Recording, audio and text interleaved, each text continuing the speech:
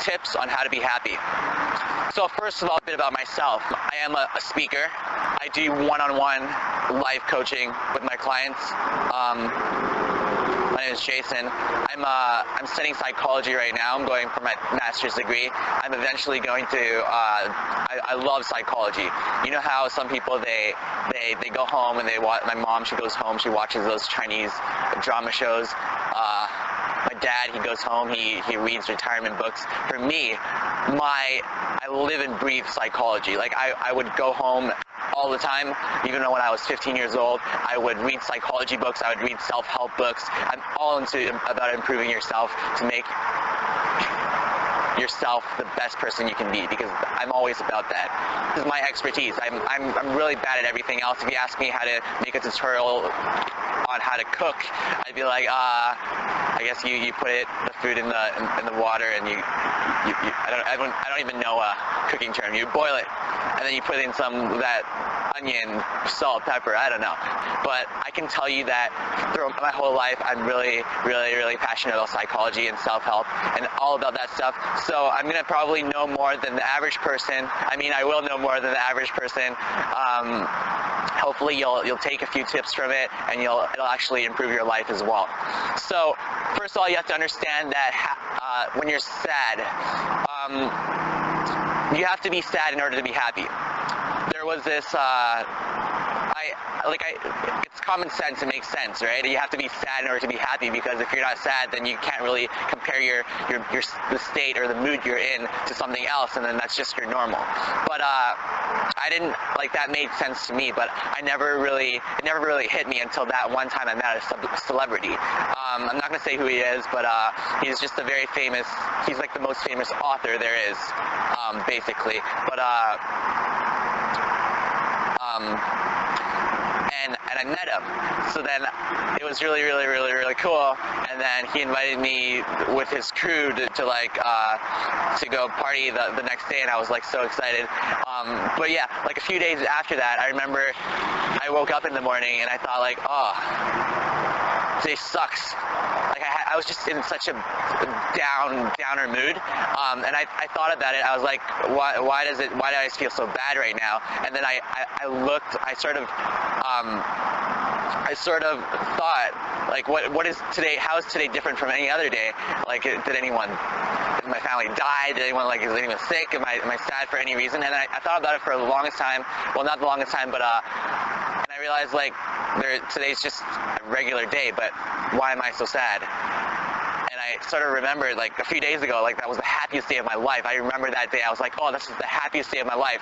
And I realized that the emotions you have, it's really like a comparison with the past. So first of all, when you're sad, I want you to realize that sometimes it's okay to be sad.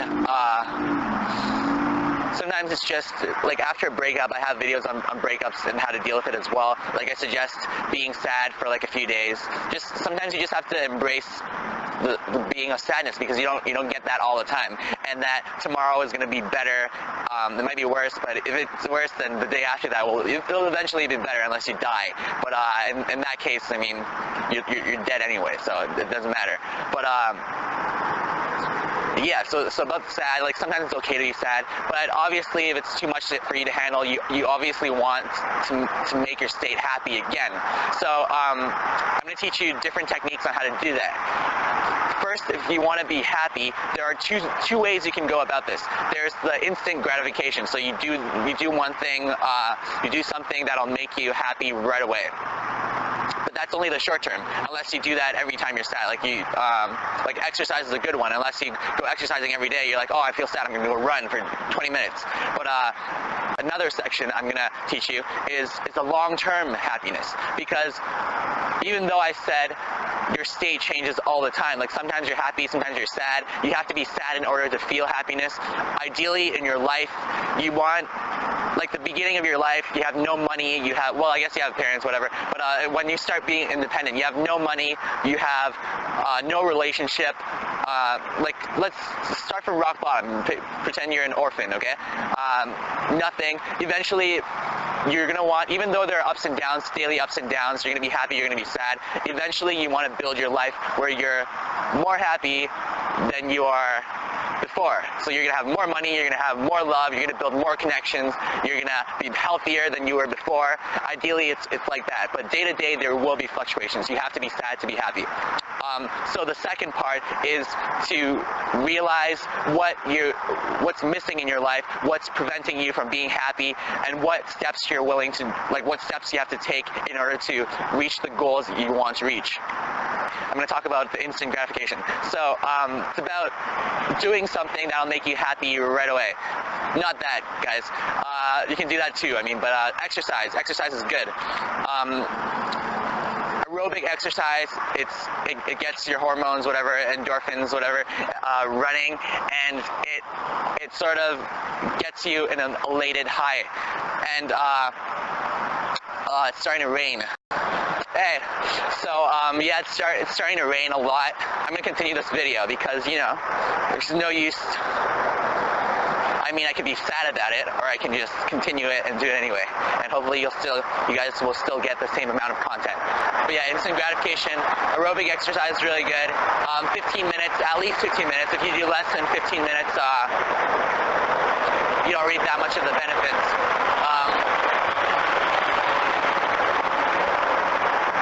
But if you're a very sedentary person, you have a very sedentary lifestyle, you're not used to exercising, I have another video. Subscribe to my channel, watch my other videos. There's one on motivation, on how to start getting yourself to exercise. But basically I explain that you don't have to start by doing a lot. You start by walking, and then you start enjoying it, and then you start walking a bit faster and faster and faster. So yeah, that's that.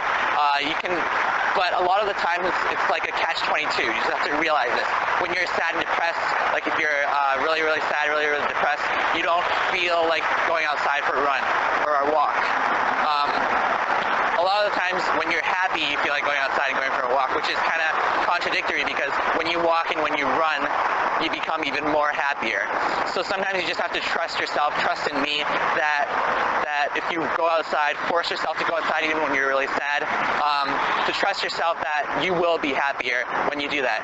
And a lot of times, all the time when you actually do it, you do become happier, at least for the next 4 hours. So take my advice, do it. If you really need a kick in the back or a kick in the butt, whatever, subscribe to my channel, watch my other video on how to motivate yourself to do things such as exercise. And now I'm going to go to the long-term things you can do. When you're sad, there is a reason why you're sad. Maybe it's because you're in your life, you don't feel like everything is going right. Maybe you feel that everything's really, really sad and you can't handle the emotions. Everything's just happening all at once. Your pet dies, your family member dies, you lose your job, I don't know, you have nowhere to stay. Everything's just going to shit, and you have to live on the street. But realize that you can cry about it. You can do something. You can cry about it. You can cry about it all you want. You can be sad all you want. But eventually, it's not going to change anything. You just have to sit down, half an hour, whatever. Review why you're sad, and then the most important part is what you can do to change that. It's really hard to find a concrete example because every situation you're in is different, but it shouldn't be too hard. Just sit down, write down what the problems are in your life. A lot of studies show that in order to be happy, you need 3 things. You need money, or not money, sorry.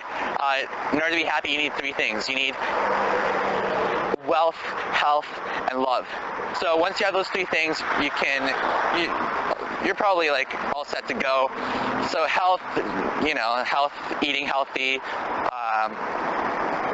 Like if you're a fat slob right now and you just go home every day, watch TV, you know what you can change. You can change your diet, you can start walking, running, whatever, start exercising, eating right, having good sleeping schedules, and yeah, that would improve your health. Just sit down, write down what you can do and what goals you want to achieve. If it's about love and you're like, oh, I can't find the right guy, I can't find the right girl, whatever, like there are a lot of ways you can improve in that as well. If you're a guy and you're like, you know what, I'm not confident enough to like go out and meet people, then you can take courses on that. There are a lot of men's help, dating advice, stuff like that. You can improve, you can get better. If it's something related to wealth is very concrete, so it's very it's not that hard. You just have to focus on one thing, do it, get really good at it. Just keep doing it. I mean, it is a hard thing, but I'm saying it's not very hard in terms of thinking of what to do in order to get more wealth, because it's pretty simple. You just learn more than everyone else in that field, get better. But yeah, I think I'm going to stop this video right here. I don't want to bombard you with too much information, because you just have to follow these few things that I told you about, and you'll be happier than you were before. Basically, like I can give you a tip. I can make a video on 5 simple things you can do to be happy, and I can say like eat a lot, talk to friends, I don't know what, but I believe that this video, just follow these tips. They're very great tips. Remember, instant gratification, exercise. You can talk to friends as well. That's a really good one. Some people like if you're very introverted, then talk to one close friend that you have. If you don't have any friends, then go to the long term. And how can I make more friends? All right, so that was my video. I know it was short. I gave you a few tips though. If you want instant gratification, exercise. I told you the amounts you should exercise for. Don't push yourself too hard. Watch another video on motivation to exercise. For the long term, you need to think of what you're lacking in your life, what you have to do, and the steps you need to take to get to that point. And it's not even about getting to that point. It's about having the goals. Because when you have the goals, you actually have sort of, you know what you're gonna do in your life. And even when you improve a little bit in that aspect, you're gonna see that improvement, and then you're gonna be happy. Like little gains. And every time you get those little gains, I'm just repeating myself now, you become really happy. But I have to emphasize that point. That is a very important thing. It's not about reaching the goals, but it's about the process of reaching those goals. That's gonna make you a happier person throughout your life. Anyway, yeah, I hope you enjoyed that video. Subscribe to see my other videos that I'm gonna put in the future, and the ones I already have right now. And like the video if you do, and I will see you next time.